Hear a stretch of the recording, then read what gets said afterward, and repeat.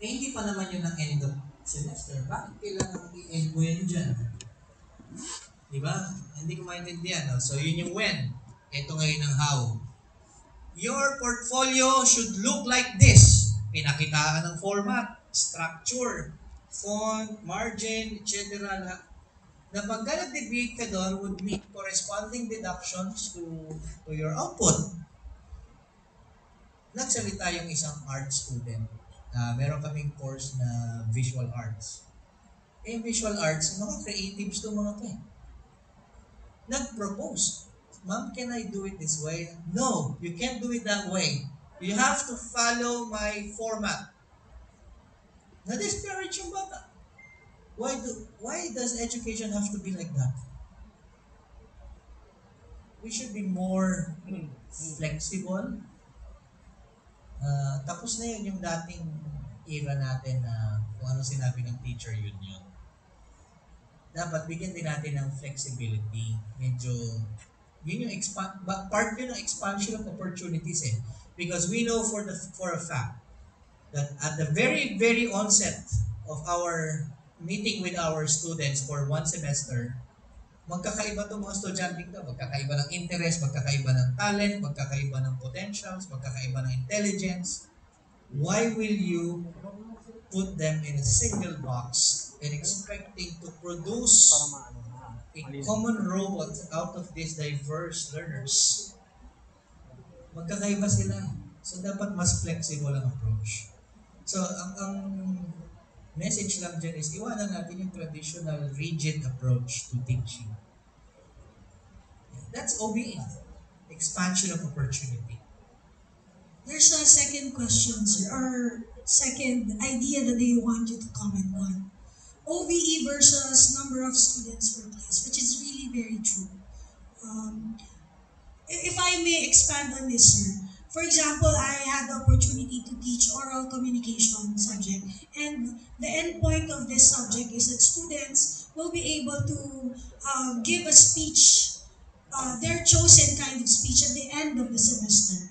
We have a culminating speech activity, but I had like 300 students, and I Nice. had to give them all the opportunity to speak in front of the class, and it took hours, literally 2 weeks of listening to each individual student. But it's not possible given that the time is limited to 3 hours per week. It should be a wake-up call to schools. Yeah, if you really want outcomes to be harnessed and to be honestly assessed in a class, we should manage student ratio. And that's the reason why, sabi ko nga sa inyo, we as teachers, we can only do this much. But it's the administrators who will decide on that. It's the system that should change. Kasi, ano gagawin mo? Yan ang number of students na binigay sa'yo. Sa amin po, sa mga design courses namin, maximum of 30. Hindi pwede mag-exceed ng 30 students. Kasi gusto namin tutukan yung design output ng bata.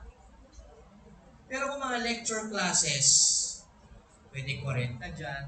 Minsan nga, meron kaming subject na ang modality is U o X, we have 300 students. Kasi puro lecture yun. Tapos self-paced task yung mga bata. Hindi sila yung parang magpo-produce ng output. Pero kung mga design courses, thesis courses, hindi pwedeng ganun kadami.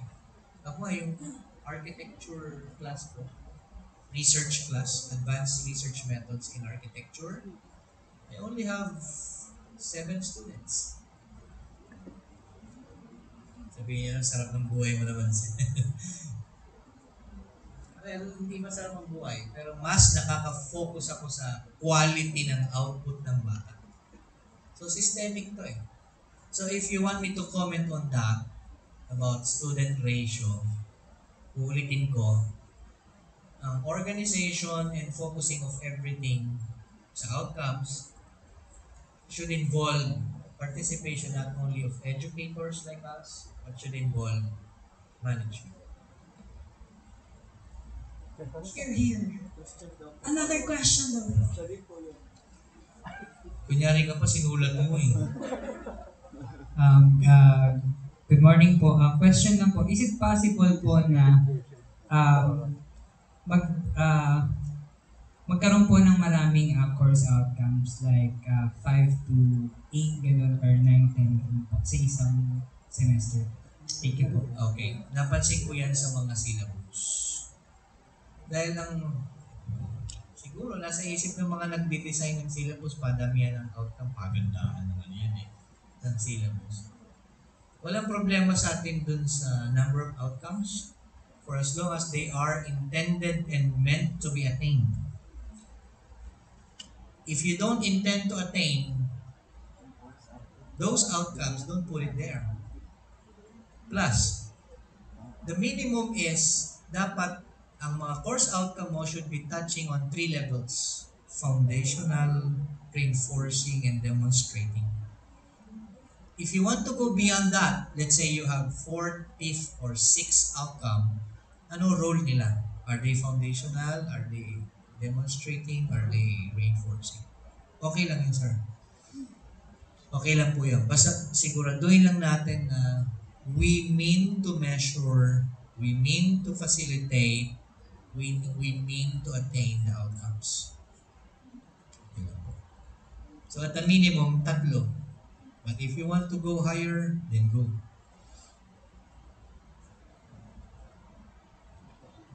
Anything else po? There's a question from this group.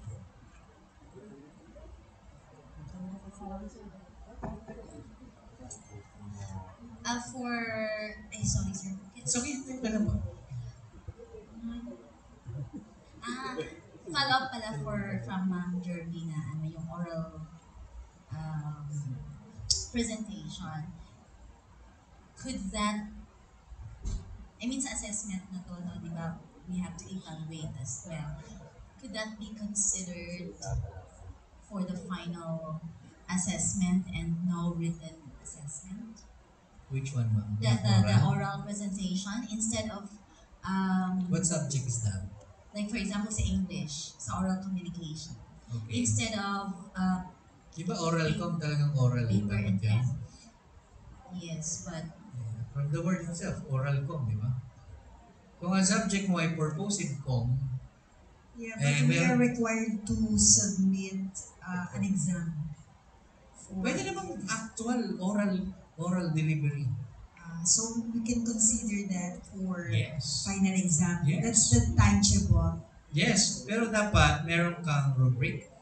Yeah. But if, for example, Alam niyo, ginagawa namin, ma'am, example lang, no? When I was still the Dean of the School of Languages, Humanities, and Social Sciences, ang final oral delivery ng bata ay sa AV room.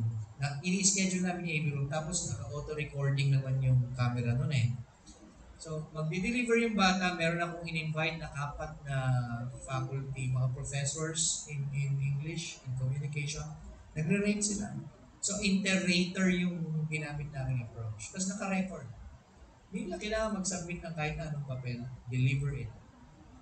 Kasi ang purpose namin is oral delivery. Yun ang finals namin.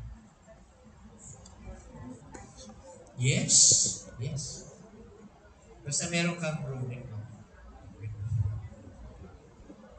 are there any more questions from the group?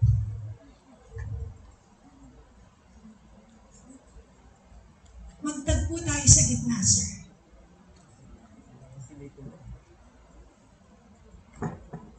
Hi, sir. Good morning.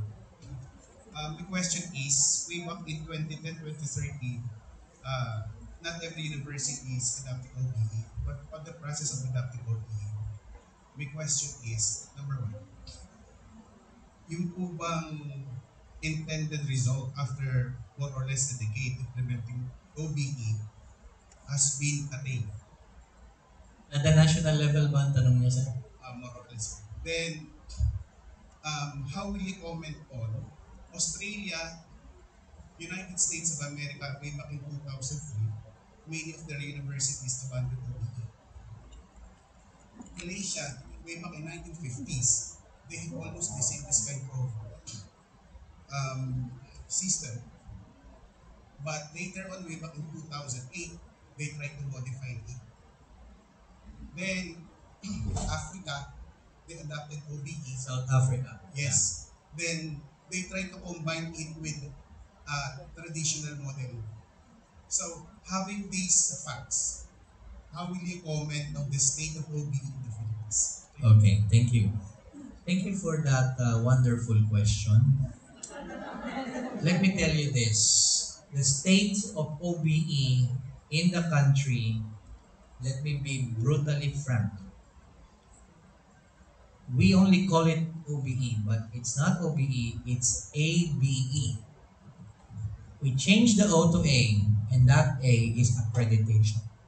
We only do these things for the sake of accreditation. Now, in your examples, the failures of OB in South Africa, in Australia, in America, and some other parts of the world is because when they all implemented OBE, they also begin with an A, not an O. Pare-pareha sila ng naging kapalaran. I'm very passionate about this issue. I've been tracking all the literatures on OBE on how it began, who implemented it, and how they implemented it. And the common denominator is the letter A. Pinalitan nila yung O ng A. Ginamit nila to for accreditation, not really to reform the system. So yan ang yan ang malungkot na kasaysayan ng OBE. Alam niyo sa Australia, meron pa diyang natatag na grupo na kung tawagin ay Plato. Alam niyo yung Plato? P-L-A-T. Nagugutom na kayo, no? Ibang Plato nasa isip niyo. Plato. Plato is an acronym. It means people's lobbying against the outcomes. It's a strong group resisting the implementation of OBE. Bakit? Kasi accreditation based. Pero yung pino-force mo ang mga academicians, ang mga faculty, ang mga school experts to do something like paperwork nang walang meaning. Bakit kailangan ko gawin to? In accreditation, you don't need to adhere. You just need to comply. Okay? But that's not how we should view outcome-based education. So in your question, sir, after a decade of implementing OBE in the Philippines, what happened? I don't know with the commission. Are they evaluating it? But in as far as my group efforts is concerned, I have a group. We call this ASERT, Association of Education Researchers and Trainers. Sino po mga naka-attend na doon? Sila Ma'am Remy naka-attend doon. Kayo ma'am, naka-attend kayo, no? Ayan. Ito yung advocate group ng real and authentic outcome-based education in the country. We want to reach as many as we can in terms of disseminating the real message of outcome-based education. Pero laging tanong sa amin ng mga participants namin ganito. Ba't kung saan kayo pupunta, hindi kayo pumunta doon sa Quezon City? Saan doon? Doon sa CHED. Turuan niyo sila. Mahirap magpa-schedule. Meron namang mga ganong klase ng efforts. But right now, to tell you honestly, hindi pa lahat ng schools, nagugulat nga ako eh. Punta ako ng ibang probinsya, hindi nila alam yung mga principles ng OBE. Hindi nila alam na verbs pala ang pinaka-basis ng outcome. Hindi nila alam yung premises. Wala silang zero knowledge. All they know is ano format ng syllabus, ano itsura ng mga forms. That's what they know. But they do not know the reasons why they need to do these things. There's still many schools na dapat natin kuha. At nabanggit ko kina Ma'am Remy na kung tutusin, almost every month I move around different universities. I train different organizations and I'm getting tired of this. Nakapagod din siya. Hindi ko lang matanggihan talaga si Ma'am Remy nung in-invite ako.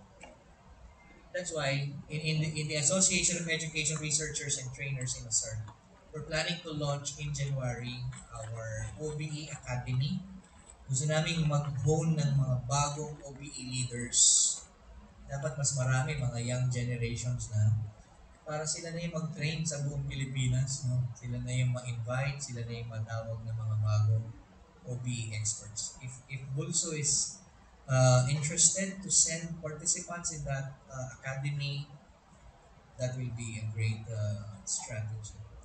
Para magkaroon ng sariling OBE champion ang Bulacan State University. You don't need to invite me anymore kasi meron na kayong sariling mga champions. Okay? So, babalik tayo sa workshop. Gagawin niyo po yan mamaya. And then at 2:30, we'll be picking up at random 5 outputs to be presented here in front. Sir, there are last two Meron questions. pa rin? O, sige. Um, Apo. Ito pong galing sa fifth floor, umakyat. And then may isa pong question na through messenger. Diba? Meron pang, may phone-in question pa yan. Agad-agad. Hello po, magandang tanghali po sa ating lahat. Ako po si Sir Joner from the College of Arts and Letters and galing sa 5th floor, hingal pa. Hello po. Sir, simple lang po yung tanong ko, sir. Sir, are we allowed po to change po yung ibang mga verbs po dito sa aming syllabus? Check ka muna. Yung syllabus na yan ay Chen syllabus.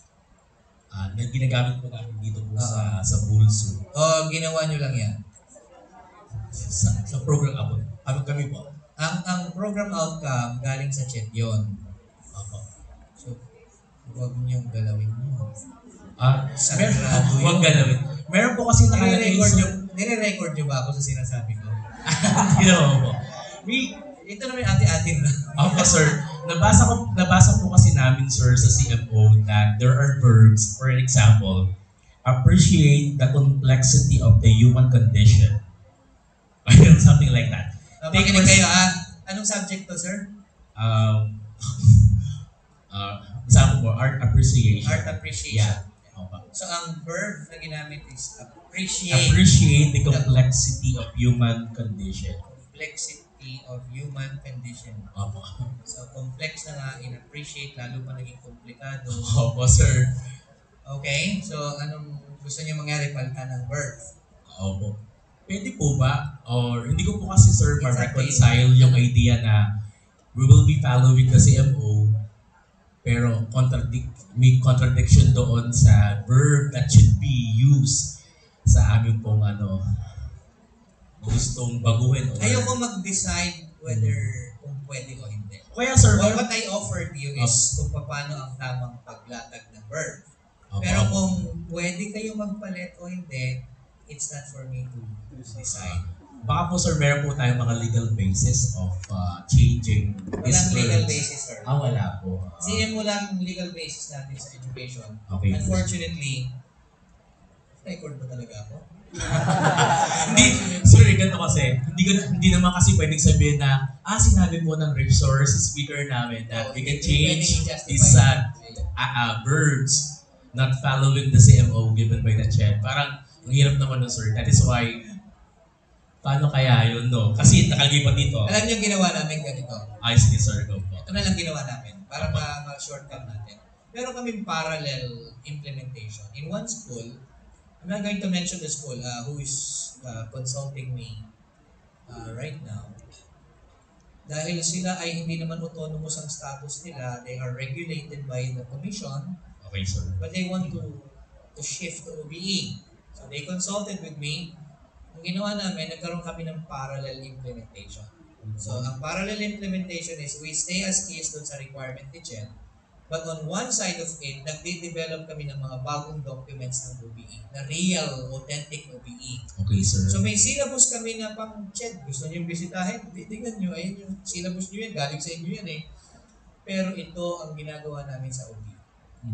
So unti-unti, nagbe-build up kami ng mga documents na mas authentic sa OBE. So siguro kung papalitan, Not necessary. hindi ko masabi. Oo, sir. Pero parang, sir, no, nakita natin na parang sinusunod pa rin nila yung 3 domains of learning which are cognitive, affective, and psychomotor. That's Bloom. But yeah, sir. Yeah. That's Bloom. Yeah. So, sa madaling sabi, parang medyo... So madaling sabi, tigilan na natin. Sabi ko sa iyo eh. Sir, Ba't ba tayo Hindi naman pala pwede baguhin. Joke lang. Wala yung ano. Pag-lunch na sir, Pag-lunch na. Gutom lang. Gutom lang yan. Kung ano nga naisip eh. Yung sa syllabus, sir, yung sa syllabus ba, kayo ang gumagawa o galing ng CHED?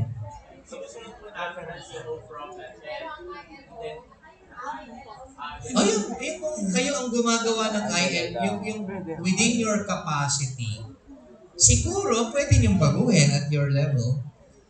Ang huwag niyong babaguhin ay yung itinatakda, yung minimum na itinatakda ng batas in the form of CMO or PSG. advocate, respect for human rights. Ganyan yun, di ba? Bata, estudyante, gusto mo ang gumamit ng verb ng advocate. Ano gagawin niya doon, di ba? My goodness. Kasi gusto lang nating magtunog maganda yung mga course outcomes natin kahit hindi naman talaga gagawin. Ayun lang po, Dr. Makayan, at mabuhay po tayong lahat, no? Pwede po yun, sir. Yung pwede po yun. Lunch na tayo, mga kapatid. Sige po. Siguro po, what I could suggest is, sa Educational Development Office, we're going to talk about it. If there are some revisions that we could do, since we are on making policies and guidelines, maybe we could do something about it. Pero in the meantime, talaga po ang sinasuggest ko with the others, yung ILOs natin, yung ILOs, yun ang siguraduhin natin.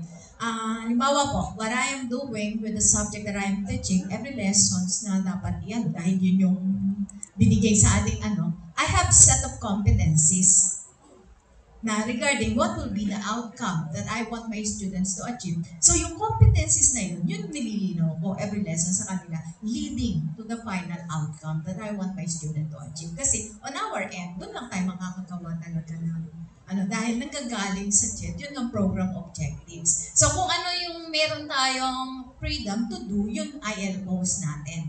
And what and how and what we are presenting to our students. But meantime, since tinanong po ni Sir yun, and I've got an idea about it, ang EDO siguro and BPAA is going to talk about it to come up with some policies and guidelines that we could do something para magawa natin ng paraan yun so that we could be fully organized. Yun po. And besides, di ko po papawawalan yung tao na to kasi inaano na po ni Sir Ed Mendoza na i-propose ko daw po sa board na kuhaning consultant ito so that we could be fully organized po. And the BPAA has also commanded me to make the framework. So yun po yung una kong i-consult sa kanya so that we will be fully in buong university talaga magkakaroon ng OPE system. Tinanong mo ba ako? Sinabi ko na yan sa iyo no. Sinabi na yun. Sinabi ko na yan sa iyo, sir. Hindi ko alam pwede. Yeah.